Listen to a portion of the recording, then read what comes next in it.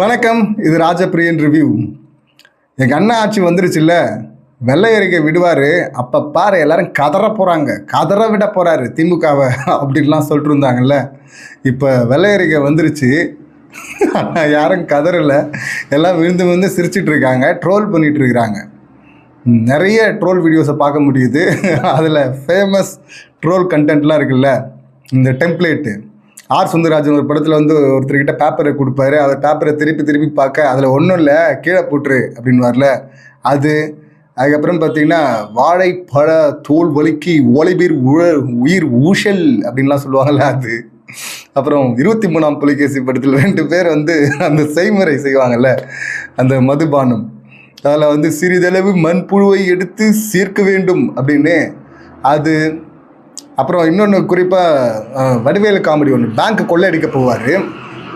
அதில் பார்த்தீங்கன்னா லெட்டர் எழுதி கொடுப்பார், எடுத்து பணத்தெல்லாம் வந்து மூட்டை கட்டி கொடு அப்படின்னு. அதுக்கு வந்து அவர் படித்து பார்த்துட்டு, சார் நீங்கள் என்ன சொல்ல வரீங்கன்னு எனக்கு புரியுது, ஆனால் தப்பு தப்பாக எழுதி வச்சுருக்கீங்களே அப்படின்ட்டு, பண்டல் கட்டி தரவுங்கிறதுக்கு சுண்டல் கட்டி தரவும் எழுதி வச்சுருக்கீங்க, சுண்டலுக்கு நான் எங்கே போவேன் அப்படின்னு வரல. ஸோ அந்த ரேஞ்சில் தாங்க. நிதி பற்றாக்குறைக்கு பார்த்தீங்கன்னா நீதி பற்றாக்குறை அப்படிங்கிறாரு. அது ஒரு வகையில் உண்மைதான்னு வச்சிங்களேன். ஒருவேளை கருப்பு ஆடாக இருப்பாரோ சார், ஏன்னா வந்ததுலேருந்து பார்த்தீங்கன்னா இவங்க கருப்பாடுன்றாங்கல்ல. நீதி பற்றாக்குறையாக தான் இருக்குது, அதையும் பேசுவோம். இதுவே ஒரு டைவர்ஷனாக இருக்குமோ அப்படின்னு கூட அந்த டவுட்டும் இருக்குது, அதுவும் பேசப்படுது. இப்போ இந்த டைமில் வெள்ளை அறிக்கை வெளியிட்டது. இதில் நிதி பற்றாக்குறைக்கு நீதி பற்றாக்குறை அப்படிங்கிறாரு. அப்புறம் பார்த்திங்கன்னா நேர் முரம்ங்கிறாரு. அப்புறம் தொடப்பம், ஒட்டடக்குச்சி, அப்புறம் அடி படை அப்படிங்கிறாரு. படை சொறி சிறங்குன்னுவாங்கள்ல, இந்த மாதிரி பார்த்திங்கன்னா கொரோனா பெருந்தொற்று பார்த்திங்கன்னா கொரோனா போருங்கிறாரு. என்னென்னவோ சொல்லிகிட்டு இருக்காருங்க அவர் பாட்டுன்னு. பார்த்து தான் வாசிக்கிறாரு. பார்த்து வாசிக்கும் போதே இப்படி பிடிஆர் தங்கம் தென்னரசு இவங்களுக்கு அப்புறமா வராரு. பார்த்து வாசிக்கும் போதே இப்படியா சார்? இப்போ பொதுவாக இந்த மாதிரிலாம் வெள்ளை அறிக்கை நிதி சம்மந்தமான ஒரு மீட்டிங்லாம் பார்த்திங்கன்னா அது கொஞ்சம் ட்ரையான ஏரியா, நிறைய பேர் பார்க்க மாட்டாங்க, இல்லை வந்து அது நிறைய இன்ஃபர்மேட்டிவாக இருக்கும். அது கொஞ்சம் சிலருக்கு போர் அடிக்கக்கூடியதாக இருக்கும். ஆனால் முதல் முறையாக இந்த வெள்ளை அறிக்கை சம்பவம் பார்த்திங்கன்னா பயங்கரமாக ட்ரோல் பண்ணப்பட்டு வச்சு செய்யப்படுது. இப்போ இதில் கேள்வி கேட்குறாங்க, வெள்ளை அறிக்கை வெளியிடுவோம் கதற விட போகிறோம்னாங்கல்ல, என்னப்பா என்ன தப்பு நடந்துச்சு, என்ன ஊழலை கண்டுபிடிச்சிங்க சொல்லுங்கப்பா அப்படின்னா, இல்லை ஒன்றுமே இல்லையே, எல்லாமே கரெக்டாக தான் நடந்திருக்கு, அது தமிழ்நாட்டோட ப்ரைடு அப்படிங்கிறார். வெல்ஃபேர் ஸ்கீம்லாம் இருக்குல்ல, இதில் எந்த திட்டம் சரியாக செயல்படுத்தப்படல, எதுக்கு வந்து தப்பாக நிதியை ஒதுக்கியிருக்கிறாங்க, எதில் ஆட்டையை போட்டிருக்காங்க, அதெல்லாம் சொன்னால் தானேங்க வெள்ளை அறிக்கை. சரி சொல்லுவார் அப்படின்னு சொல்லிட்டு அவர் சொல்லலை, சரி சொல்லுங்க அப்படி ஏதாவது இருக்கா அப்படின்னு சொல்லிட்டு திரும்ப கேள்வி கேட்டால், இல்லை வெல்ஃபேர் ஸ்கீம்லாம் பார்த்தீங்கன்னா தமிழ்நாட்டோட ப்ரைடு அப்படிங்கிறாரு. அது பெருமை. ஏற்கனவே ராஜ்மோகன் சொன்னார்ல, நமக்கு கல்வியில் பார்த்தீங்கன்னா நம்ம முன்னோடி அப்படிங்கிற லெகசி இருக்குது அப்படின்னு. இவர் வந்து வெல்ஃபேர் ஸ்கீம் வந்து நம்ம ப்ரைடு, எல்லாமே கரெக்டாக தான் யூஸ் பண்ணியிருக்கிறாங்க. அப்புறம் கடன் அதிகமாக வாங்கிட்டாங்களா அப்படின்னா, இல்லை அது வந்து அந்த உச்ச வரம்பு இருக்குல்ல, அதுக்கு கண்ட்ரோலாக தான் உள்ளே தான் வாங்கியிருக்கிறாங்க. ஏன்னா இங்கே கடன் வந்து போகிற போக்கில் சும்மாலாம் வாங்க முடியாது, மத்திய அரசு ஒப்புதல் கொடுக்கணும். ஏற்கனவே மத்திய அரசை ஒன்றிய அரசை வச்சு செஞ்சுட்டு இருக்காங்க இந்த பக்கம் டிஎம்கே. அப்படி இருக்கும்போது அவங்க சும்மா அப்படியே வந்து ஒத்துப்பாங்களா? ரிசர்வ் பேங்க் வந்து பார்ப்பாங்க, சும்மாலாம் எடுத்து கொடுத்துட மாட்டாங்க. உங்கள் ஜிடிபி தெரியணும், அந்த ரேட்டை வந்து 11.19 எடுத்துகிட்டு வந்து வச்சாங்கல்ல வளர்ச்சி, அதெல்லாம் பார்த்து அவங்க ஒரு பர்சன்டேஜ் செட் பண்ணுவாங்க, இவ்வளோ தான் கடன் லிமிட் அப்படின்னு. அந்த லிமிட்டுக்குள்ளே தான் வாங்கியிருக்கிறாங்க அப்படின்னு சொல்லிட்டு இப்போ செயலாளரே சொல்கிறாரு. அமைச்சர் எல்லா திட்டமும் கரெக்டாக தான் யூஸ் பண்ணியிருக்கிறாங்க, எல்லாமே நல்ல திட்டம் தான் அப்படின்னு சொல்கிறாரு. அப்புறம் என்னப்பா பிரச்சனை? 100 ரூபா வரவுன்னா 145 ரூபா செலவாக இருக்குது, அது நிதி பற்றாக்குறை இருக்குது அப்படிங்கிறாரு. இதில் வந்து இவங்க இந்த பற்றாக்குறையெல்லாம் சொல்கிறதுக்கான காரணம் என்ன நமக்கே புரியுது இல்லை. இப்படி ஆட்சிக்கு வந்த அடுத்த நிமிஷம் தமிழ்நாடு ஃபுல்லாக அக்கா தங்கச்சி பெரியம்மா அம்மா எல்லாரும் பார்த்திங்கன்னா அப்படியே ஃப்ரீயாக போகலாம் தமிழ்நாடு முழுக்க, எல்லா பஸ்லேயும் அப்படின்லாம் உதார விட்டாச்சு. இப்போ பார்த்தீங்கன்னா போக்குவரத்து, அதாவது 1 கிலோமீட்டருக்கு பார்த்தீங்கன்னா 50க்கு மேலே இல்லை 70க்கு மேலே அப்படின்னு சொல்லிட்டு 2-3 தகவல் வருது. அது வந்து நஷ்டம், 1 கிலோமீட்டர் வண்டி ஓடனா போக்குவரத்துக்கு அப்படிங்கிறாங்க. அப்போ அந்த ஸ்கீம் வந்து இப்போ அமல்படுத்த முடியாது, கண்ணுக்கு எட்டின தூரம் வரையும் அமல்படுத்த முடியாது. அது இல்லாமல் டிக்கெட் விலையை ஏற்றணும், அந்த பக்கம் கரண்ட்டு விலையை ஆல்ரெடி ஏற்றியாச்சு, இன்னும் ஏற்றக்கூடும் இல்லை. வேறு என்ன பண்ணுவீங்க? அப்புறம் வந்து பத்திரைத்தாள் முத்திரைத்தாளில் பத்திரப்பதிவுக்கு பார்த்தீங்கன்னா அங்கே டேக்ஸை ஏற்றணும். இதுதானே பண்ண போகிறாங்க. ஏதாவது ஒன்று இங்கே தப்பு அப்படின்னு சொல்ல முடியுதா? சுட்டி காட்டி ஒன்றும் இல்லை. அப்புறம் என்ன இது வெள்ளை அறிக்கை இப்போ வந்து திடீர்னு? நேற்று நம்ம வீடியோ போடும்போது கூட சொல்லியிருந்தோம், இங்கே வந்து ஒரே நாளில் பார்த்திங்கன்னா 3 குழந்தைகள் 4, 5 அப்படின்னு சொல்லிட்டுலாம் தகவல் வருது அப்படின்லாம் சொல்லியிருந்தோம். ஆனால் இன்றைக்கி நியூஸ் என்ன தெரியுமா? சென்னை மற்றும் புறநகரில் மட்டும் பார்த்திங்கன்னா 12 பேர் பாலியல் துன்புறுத்தலுக்கு உள்ளானவங்க. அதில் ஒரு குழந்தை செத்து போச்சு. இல்லை 8 பேர் குழந்தைகள், 4 பெண்கள். ஒரே நாளில் சென்னை மற்றும் சுற்று வட்டார பகுதியில் மட்டும் 12 கேஸ். அங்கே ஒன்று இங்கே ஒன்றா நடக்கும் போதே வந்து என்ன சொன்னார்? பதில் சொல்லுங்கள் சிஎம் சார், போன உயிரை திருப்பி கொடுக்க முடியுமா? நடந்து முடிஞ்சதுக்கப்புறம் நடவடிக்கை எடுக்கிறது இல்லை, விஷயம் நடக்காமல் தடுக்கணும் அப்படின்லாம் பேசின ஆள்.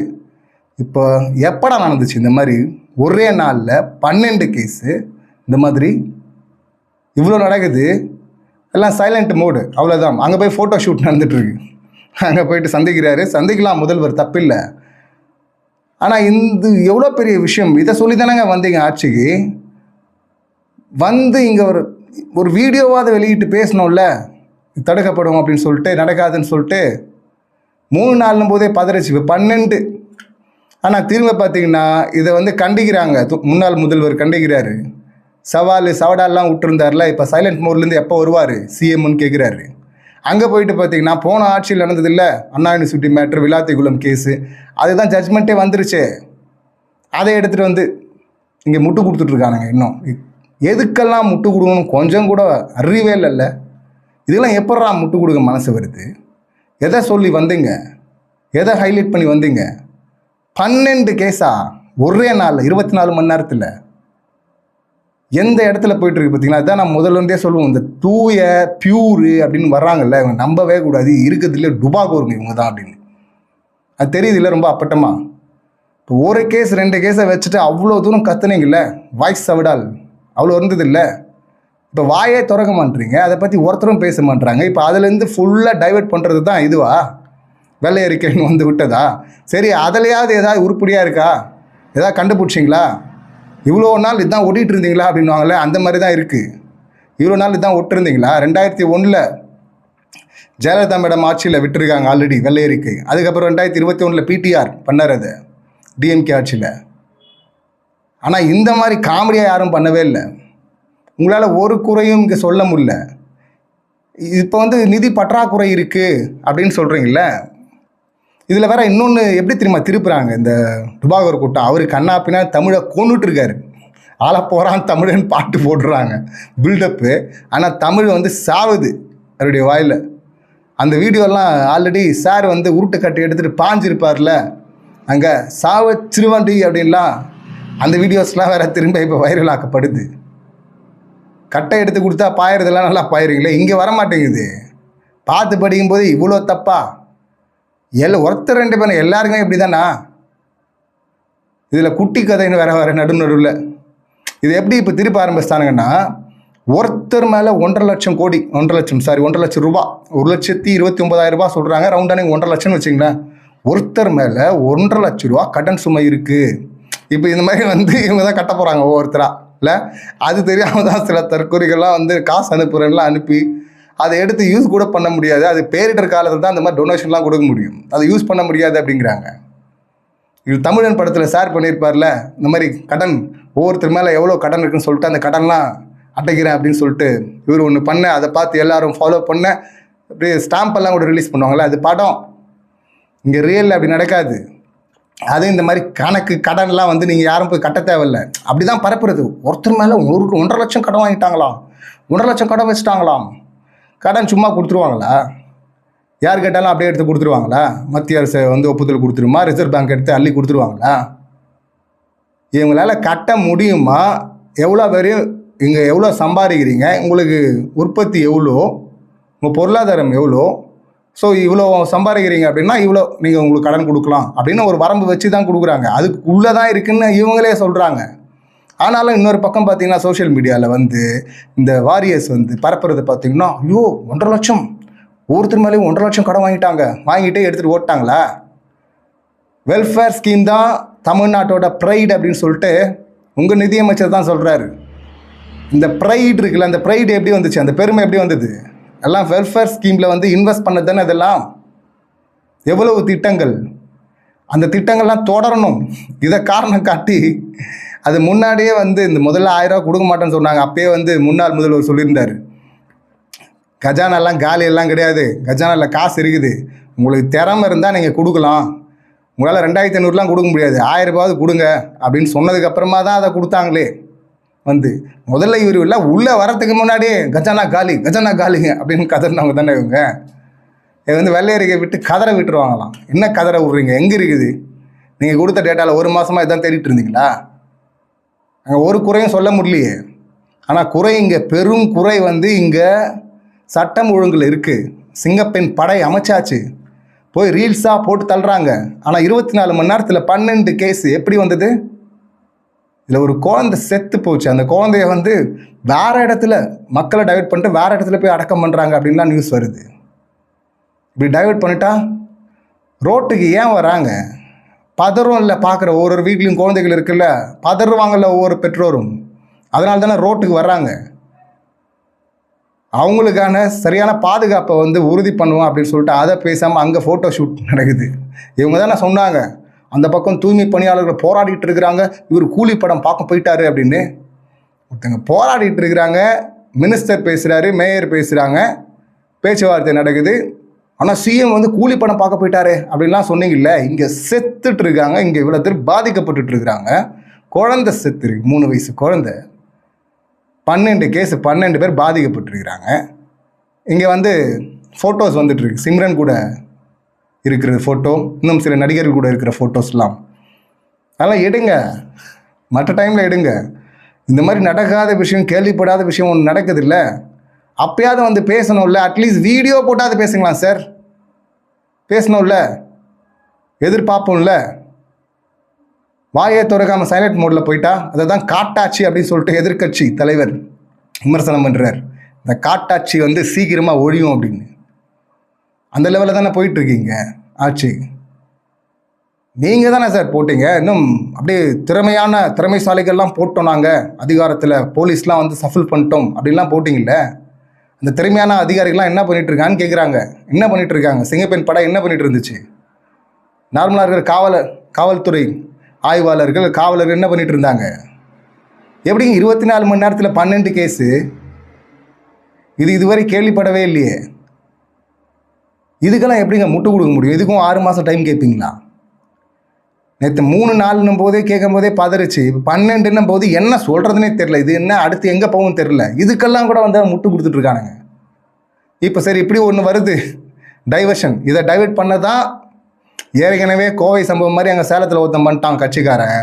50 பெண்களுக்கு மேலே பாதிக்கப்பட்டிருக்காங்க, ஆயிரக்கணக்கான வீடியோஸ் அப்படிங்கிறாங்க. இன்னொரு பெண் வந்து பார்த்திங்கன்னா அவங்க கதறாங்க, நான் ஸ்டேஷனில் சொன்னால் வந்து சமரசமாக போ அப்படின்னு சொல்லிட்டு அவங்க பருதா போட்டிருக்காங்க. அவங்க பத்திரிக்கை முன்னாடி கதறி அழுகுறாங்க அவங்க. இன்னொரு பெண் சொல்லியிருக்காங்க, எம்எல்ஏ சார் அவர் மேலேயே சொல்லியிருக்காங்க கம்ப்ளைண்ட்டு, அவரும் சம்மந்தப்பட்டிருக்காருன்னு. அங்கே ஒன்றும் இல்லை. ஆனால் இப்போ 12 கேஸு. இதுவே இவங்க வரத்துக்கு முன்னாடி எலெக்ஷன் கேம்பெயினில் பார்த்தீங்கன்னா ஒரு கேஸ் உயிரை கொடுக்க முடியுமா சிஎம் சார்? இப்போ நீங்கள் கொடுக்க முடியுமா சார்? வாயை திறங்க சார் அப்படின்னு சொல்லிட்டு கேட்பாங்கல்ல. அதான் சைலண்ட் மோட்லேருந்து எப்போ வருவீங்க அப்படின்னு கேட்குறாங்க. காட்டாட்சி அப்படின்னு சொல்லிட்டு விமர்சனம் பண்ணுறார் எதிர்க்கட்சி தலைவர். இப்போதைக்கு தற்காலிகமாக ஒரு டைவர்ஷன் மாதிரி தான் இதை பண்ணியிருக்கிறதா பார்க்குறேன். ஒவ்வொருத்தரும் மேலேயும் 1.5 லட்சம் வாங்கிட்டாங்கன்னு சொல்லிட்டு அப்படி கத்திக்கிட்டு இருக்கானுங்க. அப்படியெல்லாம் யாரை வந்து உங்ககிட்ட கட்டுங்க அப்படின்லாம் உங்களை கேட்க போகிறது இல்லை. எல்லாமே வெல்ஃபேர் ஸ்கீமில் தான் இன்வெஸ்ட் பண்ணப்பட்டிருக்கு. எல்லா ஸ்கீமே நல்ல ஸ்கீம் அப்படின்னு சொல்லிட்டு இவங்களே சொல்கிறாங்க. ஸோ இப்போ ஃப்ரீ பஸ் கேட்காதீங்க. இதில் மாமன் சீரு அதெல்லாம் வேறு இருக்குது இல்லை. மாமன் சீரு, அண்ணன் சீரு, இந்த 4000 ரூபா கொடுக்குறேன்னு சொன்னது, 6 சிலிண்டருக்கெல்லாம் வாய்ப்பே கிடையாது இப்போதைக்கு. அதுவும் கண்ணு கெட்டந்தோறு வரை எந்த திட்டத்தையுமே இவங்க அமல்படுத்த முடியாது. இவங்க சொன்ன வாக்குறுதியை நிறைவேற்றவே முடியாது இப்போதைக்கு. சரி, அதை கூட நிறைவேற்ற வேணாங்க, அதுக்கு வேணால் டைம் எடுத்துங்கன்னு தான் சொல்லிட்டாங்களே. சட்டம் ஒழுங்காக பாருங்கன்றாங்க. அதை பாருங்கன்னா இவங்க மேலே விமர்சனம் வைக்கிறவங்கள போய் தேடி பிடிச்சி அரெஸ்ட் பண்ணுறது, அந்த வேலைலாம் நடக்குது. இந்த கேஸ் இதை தானே சொல்லிட்டு வந்தீங்க, பாதுகாப்பு இல்லை, குழந்தைங்களுக்கு பாதுகாப்பு இல்லைங்க. சின்ன குழந்தைங்க, 3 வயசு குழந்தைக்கு பாதுகாப்பு இல்லைங்க, வயசானவங்களுக்கும் பாதுகாப்பு இல்லைங்க. ஆனால் இவங்க பேசும்போதெல்லாம் கருவில் இருக்கிற குழந்தை வரை, வயதான முதியவர்கள் வரை பாதுகாப்பு இல்லாத ஆட்சி, இந்த ஆட்சி ஒழிய வேண்டும் அப்படின்லாம் ரமேஷ் பேசியிருந்தார்ல. இப்போ எந்த ஆட்சி இருக்குது, எந்த ஆட்சி ஒழியணும்னு சொல்லுவார் அவர்? இந்த ஆட்சி வாழ்கன்னு வரா? வாழ்கன்னு தான் சொல்லுவார்ல அவர். இது யாரும் பேசவே இல்லை. சரி, டைவெர்ட் பண்ணி வெள்ளையறிக்கை வெளியிடுறீங்க, அதுலேயாவது உருப்படியாக இருக்குன்னா அதுலேயும் எதுவும் இல்லை. சரி, அதில் நடக்கிறதையாவது எடுத்து பேசுங்கடா. நான் வாரியர்ஸு 1.5 லட்சம் வாங்கிட்டாங்க ஒவ்வொருத்தர் மேலே கடன் அப்படின்னு சொல்லிட்டு அப்படி திருப்பிட்டு இருக்கானுங்க. இங்கே பொருளாதாரம் வளர்ந்துருக்குல்ல, 11.19, அதை மெயின்டைன் பண்ண முடியுமா உங்களால் முதல்ல? அப்படின்னா என்னன்னா தெரியுமா? அதான் சொல்கிறேன், நீங்கள் எக்ஸ்ட்ராலாம் வளர்த்தெல்லாம் எடுக்க தேவையில்லை. உங்ககிட்ட ஆக்சுவலாக பார்த்தீங்கன்னா நிறைய சலுகையை கொடுக்குறாங்க. எதிர்கட்சி கூட பார்த்தீங்கன்னா நிறைய களத்தில் இறங்கி இப்போயே போராட்டம் பண்ணியிருக்கணும், ஆனால் பண்ண மாட்டுறாங்க, டைம் கொடுக்குறாங்க. ஆனாலும் பார்த்தீங்கன்னா இவங்க சொல்கிறது வந்த 1/2 மணி நேரத்தில் 6வது நாளே பார்த்தீங்கன்னா கதற ஆரம்பிச்சிட்டாங்க. கதறாங்க, கதறதான் செய்வாங்க. மக்களே கதற தான் செய்வாங்க. குழந்தைகள்லாம் பாதிக்கப்பட்டால் கதறாமல் என்ன பண்ணுவாங்க? கதறு இது ஒன்று மட்டும் தான் கத்தி வச்சுருக்கீங்க, கதறு அப்படின்னு. சரி, இவ்வளோ நடக்குது, இதுக்கு பேச மாட்டாங்க. சரி, அந்த 1.5 லட்சம்னு அதை வந்து அப்படி டைவெர்ட் பண்ணுறது. வளர்ச்சி எவ்வளோ வந்திருக்கு, ஜிடிபி எவ்வளோ உயர்ந்திருக்கு, அதை பேசுகிறதுக்கு இல்லை. முன்னாடி எங்கே இருந்துச்சு, எங்கேருந்து எங்கே வந்துருக்கோம், இதை அப்படியே வச்சுங்க. நீங்கள் எக்ஸ்ட்ரா கூட நீங்கள் பெருசாலாம் உயர்த்தலாம் வேணாம். இங்கே இப்படி சொல்கிறது, அங்கே போயிட்டு நிதி ஆயோக்கில் முதல்வர் 2-3 நாள் முன்னாடி என்ன போய் சொல்லிட்டு வந்துடுறாங்க, தமிழ்நாடு பொருளாதாரத்தில் 2ஆம் இடத்துல இருக்குது அப்படின்லாம் சொல்லிட்டு வந்தார்ல. வெல்ஃபேர் ஸ்கீம் வந்து பெஸ்ட்டு, உமன் எம்பவர்மெண்ட்டில் பெஸ்ட்டு அப்படின்னு சொல்லிட்டு இப்போ இவரும் ஒத்துக்கிறாரு, நிதியமைச்சரும் செயலாளரும் ஒத்துக்கிறாரு. அப்போ அங்கே சொல்லிட்டு இங்கே வந்து கடன் கடன் கடன் கடன், இந்த கடன்லாம் இருக்குன்னு முன்னாடியே அனௌன்ஸ் பண்ணதுக்கப்புறம் தானே நீங்கள் வந்து வாக்குறுதிகளை அள்ளி வீசினீங்க. கேட்டால் உன்னை கண்டுபிடிச்சி வச்சுருக்கேன், கஜானாவை தொடச்சி எடுத்துகிட்டு போயிட்டு. எங்கே எடுத்துகிட்டு போயிட்டாங்க? தொடச்சி எடுத்துகிட்டு போய் இந்த காட்டு ஆதாரத்தை வெள்ளை அறிக்கையில் வந்திருக்கணும்ல, அதெல்லாம் எங்கே இருக்குது? அப்படி எதுவும் இல்லை. எல்லா திட்டமும் கரெக்டான திட்டங்கள் தான், சரியான திட்டம் தான், கரெக்டாக தான் செலவு பண்ணியிருக்காங்க அப்படின்னு சொல்லிடுறீங்க. அப்புறம் எங்கே எடுத்துகிட்டு போயிட்டாங்க? இதில் இன்னொரு கணக்கு ஒன்று சொன்னாங்க, அது என்ன கணக்குன்னே நமக்கு புரியல. இந்த டாஸ்மாக் இதில் கட்சி நிதியாக வந்து மாதம் வந்து 120 கோடி, வருஷத்துக்கு 100 கோடி, வருஷத்துக்கு பார்த்தீங்கன்னா 1200 கோடி கட்சி நிதியாக வாங்கிட்டாங்க. அதாவது ஒரு பாக்ஸுக்கு, பீர் பாக்ஸுன்னா அதுக்கு ஒரு 40 ரூபா, வேறு ஒரு சரக்கு பாக்ஸ்னால் அதுக்கு ஒரு 90 ரூபா 70 ரூபா ஏதோ சொல்கிறாங்க. இப்படி மொத்தமாக 100 கோடி வாங்கிட்டு இருந்தாங்க கட்சி நிதியாக அப்படின்னு. இப்போ அதெல்லாம் அப்படியே வந்து கஜானாவுக்கு திருப்பி விட்டோம் அப்படின்லாம் சொன்னாங்கல்ல. எப்படி போவோம் அது? அவங்க வாங்கினது லஞ்சம் அப்படின்னா அது எப்படி வந்து கவர்மெண்ட்டுக்கு வரும்? அதை கட் பண்ண லஞ்சத்தை விலையை குறை அப்படின்னு சொல்லிட்டு விலையை குறைக்கணும்ல. எந்த கம்பெனிஸ்லாம் அதை கொடுத்ததோ அந்த காசுலாம் நான் வாங்க மாட்டேன்னு சொல்லிட்டாரு, எங்கள் கட்சி வாங்காது அப்படின்ட்டாரு. அப்போ விலையை குறை. இதெல்லாம் நீ ஏதோ ஒரு இதில் போட்டு அமௌண்ட்டில் தான் எடுத்துருப்பத. தரமான விஷயம் இங்கே ப்ரொடியூஸ் பண்ணப்படணும், விலை வந்து கரெக்டாக இருக்கணும், விலையை கம்மி பண்ணு அப்படின்னு தானே சொல்லணும். இப்போ இங்கே டாஸ்மாகில் போராடுறாங்களே அவங்கெல்லாம் வந்து அந்த 100 கோடி எங்களுக்கு கொடுங்க அப்படின்னு கேட்டுக்கிறாங்க. இது என்ன கணக்குன்னே புரியல. அது வந்து ஊழல் லஞ்சம் கணக்குன்னா அது எப்படிங்க இங்கே வரும் கஜானாக்கு? அதை நீங்கள் வந்து கட் பண்ண முடியுமே, வாங்க மாட்டேன்னு சொல்லலாம். இப்போ அதனால் வந்து நீ எதாவது விலை ஏற்றிருந்தா அதை குறைன்னு சொல்லலாம், அப்படி தானே சொல்ல முடியும். இல்லை அதை வந்து நேராக கஜானாக்கு திருப்புறன்னா அதை வந்து நியூஸ் கார்டெல்லாம் வேறு போடுறாங்க, அதை வந்து செலிப்ரேட்டில் இவங்க வாரியர்ஸ்லாம் பார்த்தீங்கன்னா பயங்கரம் பரப்பிட்டு இருந்தாங்க. இது என்ன கணக்கு? இவங்க வந்ததுக்கப்புறமா ஐயோ தலை சுற்றுதுன்னாங்கல்ல, அது மாதிரி சுற்றிக்கிட்டே தான் இருக்குது ஒவ்வொரு நாளும். தயவுசெய்து சட்டம் ஒழுங்கு சரி செய்யுங்க சார் அப்படின்னு சொல்லிட்டு கதறாங்க. கதறலாம் நீ சொல்லாத, நாங்களே சொல்கிறோம், கதறிட்டு தான் இருக்கோம். சட்டம் ஒழுங்கை சரி செய்யுங்க, முதல்ல குறிப்பாக குழந்தைகள் பெண்கள் பாதுகாப்பை உறுதி பண்ணுங்க அப்படின்னு கதறோம். புரியுதா? மறுபடியும் கதறலாம் இங்கே போட தேவையில்லை. குறைஞ்சபட்சம் அந்த அறிக்கையை வாசிக்கிறாங்க பார்த்து ஒரு ப்ராக்டிஸ் பண்ணிட்டு இருந்ததெல்லாம் தெரியும்ல. நீதி பற்றாக்குறை அப்படின்றார்ல, நீதி பற்றாக்குறையாக தான் இருக்கீங்க, அப்படி தான் அதை எடுத்துக்கணும்ல. இல்லை தப்பாக கொரோனா போருன்றாரு. ஐயோ, இப்படியெல்லாம் என்டர்டைன்மெண்ட் வந்து இந்த மாதிரி எல்லா இடத்துலையும் இருக்குன்னுலாம் எதிர்பார்க்கவே இல்லை. அது இல்லாமல் ரொம்பலாம் இங்கே இப்போ ஆற்ற முடியாது. இங்கே வந்து சோஷியல் மீடியாவில் வந்து பரப்பிட்டு இருக்கானுங்க, இப்போ 1.5 லட்சம் வாங்கிட்டாங்க, ஒவ்வொருத்தர் 1.5 லட்சம் வாங்கிட்டாங்க அப்படின்லாம். இது உருட்டு, எல்லாருக்குமே தெரியும். இங்கே போயிட்டு பேங்க்கில் போய் யார் கடன் கேட்டாலும் கொடுத்துட மாட்டாங்க. உங்கள் சம்பளம் என்ன, உங்கள் ஸ்லிப்பு 6 மாதம் பேங்க் பேலன்ஸ் அந்த ஸ்லிப்பு டிரான்சாக்ஷனை காட்டுங்க, சிபில் ஸ்கோர் எவ்வளோ அப்படின்னு கேட்பாங்கல்ல, அந்த மாதிரி தான் அங்கே பார்த்து தான் கொடுத்துருக்குறாங்க. கடன் வாங்காத ஒரு நாடை சொல்கிறான் அப்படின்னா ஒருத்தனும் பேச மாட்டான். சரி, கடன் வாங்காத ஒரு ஸ்டேட்டை சொல்கிறாங்க இந்தியாவில் அப்படின்னா பேசு.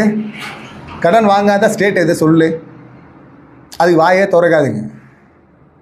இதில் குஜராத்தோடலாம் அவர் போய் கம்பேர் பண்ணிட்டு இருக்காரு. இதெல்லாம் முன்னாடி பிடிஆர்லாம் பார்த்தீங்கன்னா நேஷனல் மீடியாவே கதற விட்டவர் அவர். ஒரு ரிப்போர்ட்டரும் ஒழுங்காக அங்கே கிடுக்குப்பிடி போகிறோன்னு வந்தாங்கன்னா மாட்டினாங்க, சிக்கினாங்க அப்படின்னு தான் சொல்லணும்.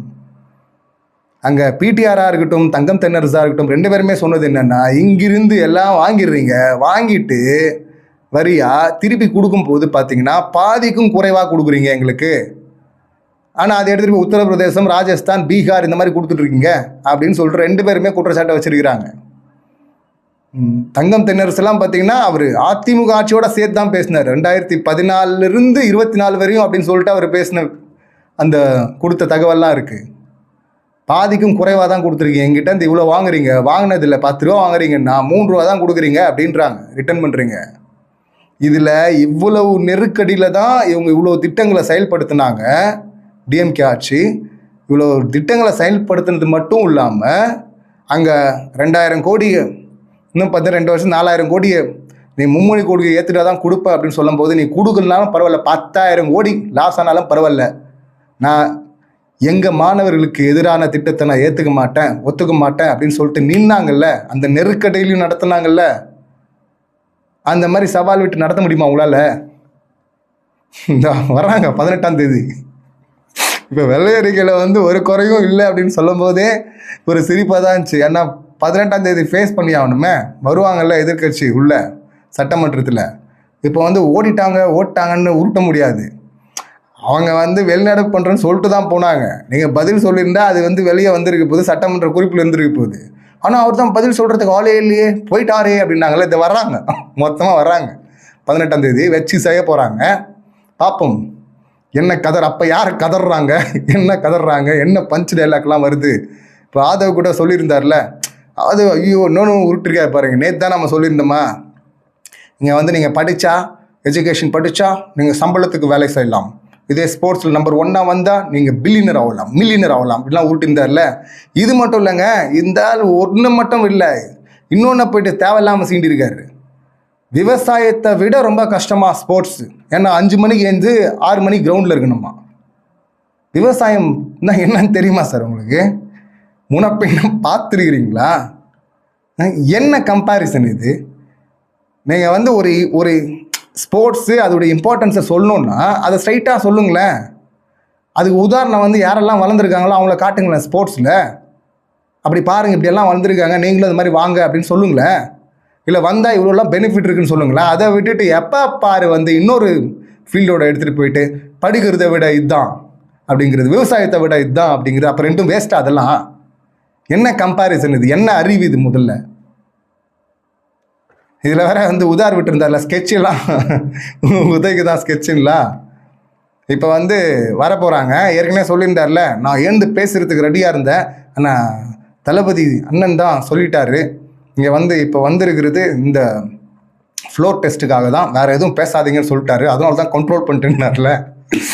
இப்போ வாங்க பேசுங்க, ஸ்பெல்லிங் மிஸ்டேக்கோடு தான் பேசுவீங்க, பரவாயில்ல அதையாவது பேசுங்க, என்ன பேசுகிறீங்க, என்ன ஆத்துறீங்கன்னு சொல்லிட்டு பார்க்குறது வெயிட்டிங் தான். வாங்க, வேறு டாக்குமெண்ட் ரிலீஸ் பண்ணியிருக்கீங்களே, வச்சு செய்வாங்க. அதுலேயும் நிறைய இன்னும் இதை பற்றி இதில் என்னென்ன காமெடிகள் நடந்திருக்குன்னு ஜெயரஞ்சன் சாரும் இன்னும் பிடிஆரும் இல்லை தங்கம் தென்னரசு சார் இவங்கெல்லாம் பேசினா தெரியும் இன்னும் எவ்வளோ காமெடிகள் நடந்திருக்குன்னு. மேலோட்டமாக பார்க்கும்போதே நமக்கு இவ்வளோ காமெடி, இவ்வளோ என்டர்டைன்மெண்ட் மட்டும் பஞ்சம் இல்லை இதில். என்னென்னு சொல்லிட்டு இருக்காங்க ஒவ்வொரு அமைச்சர், மற்ற அமைச்சர்லாம் பார்த்தீங்கன்னா போயிட்டு ரீல்ஸாக எடுத்து போடுறாங்க. இவருக்கு ரீல்ஸ் போட முடியலங்கிறதுனால இந்த வெள்ளை அருகே ஒரு ரீலாக விட்டுருக்கிறாரு அப்படின்லாம் சொல்லிட்டு கலாச்சிட்டு இருக்காங்க. அப்படி தானே இருக்குது. அந்த ரீலாக அது ஒழுங்காக இருக்கா? செம்ம காமெடியாக தான் இருக்குது. Waiting sir, we are waiting sir, சட்டமன்றத்தில் நீங்கள் பேசுகிறத கேட்குறதுக்கு அப்படின்னு தான் சொல்லணும். இந்த சம்பவங்களை நீங்கள் எப்படி பார்க்குறீங்க, உங்கள் கருத்துக்கள் என்ன அப்படிங்கிறது கமெண்ட் பண்ணுங்கள். மீண்டும் அடுத்த வீடியோவில் சந்திக்கலாம். நன்றி, வணக்கம்.